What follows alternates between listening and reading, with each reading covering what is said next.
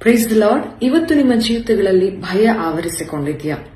ಯಾವ ಪರಿಸ್ಥಿತಿಯಲ್ಲಿ ಏನಾಗುತ್ತೋ ನನಗೆ, ಇಲ್ಲ ನಾನು ಸತ್ತು ಹೋಗ್ಬಿಡುತ್ತೇನೋ, ನನ್ನ ಮಕ್ಕಳಿಗೆ ಏನಾದ್ರೂ ಆಗ್ಬಿಡುತ್ತೇನೋ, ಪ್ರತಿ ಕ್ಷಣ ನೀವು ಭಯದಲ್ಲಿ ಜೀವಿಸ್ತಾ ಇದ್ದೀರಾ. ಪ್ರೀತಿಯುಳ್ಳ ದೈವ ಮಕ್ಕಳೇ, ಇವತ್ತೇ ಆ ಭಯವನ್ನ ಬಿಟ್ಟು ದೇವರಲ್ಲಿ ನಂಬಿಕೆ ಇಡುವಂತ ಜೀವಿತವನ್ನ ನೀವು ತೆಗೆದುಕೊಳ್ಳಬೇಕು. ಯಾಕೆ ಗೊತ್ತಾ?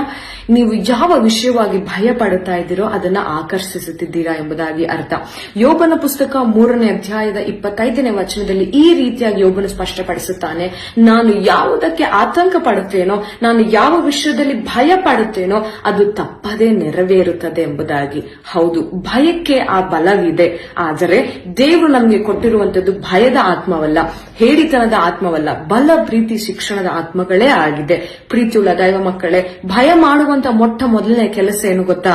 ದೇವರು ನಿಮ್ಮೊಟ್ಟಿಗೆ ಇಲ್ಲ, ದೇವರು ನಿಮ್ಮೊಟ್ಟಿಗೆ ಇರುವಂತ ಸತ್ಯವನ್ನ ನಿಮ್ಮಿಂದ ತೆಗೆದು ಹಾಕುವಂತದ್ದಾಗಿದೆ.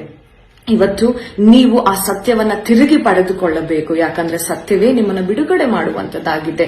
ಇವತ್ತು ನೀವು ಧೈರ್ಯವಾಗಿ ನಂಬಬೇಕು. ಯೆಶಾಯ ಪ್ರವಾದನೆ ಗ್ರಂಥ 41ನೇ ಅಧ್ಯಾಯದ 13ನೇ ವಚನ, ಭಯಪಡಬೇಡ, ನಾನೇ ನಿನಗೆ ಸಹಾಯ ಮಾಡುತ್ತೇನೆ ಎಂದು ನಿನಗೆ ಹೇಳುವ ನಿನ್ನ ದೇವರಾದಂತ ಯೆಹೋವನಾದ ನಾನೇ ನಿನ್ನ ಕೈ ಹಿಡಿಯುತ್ತೇನಲ್ಲ.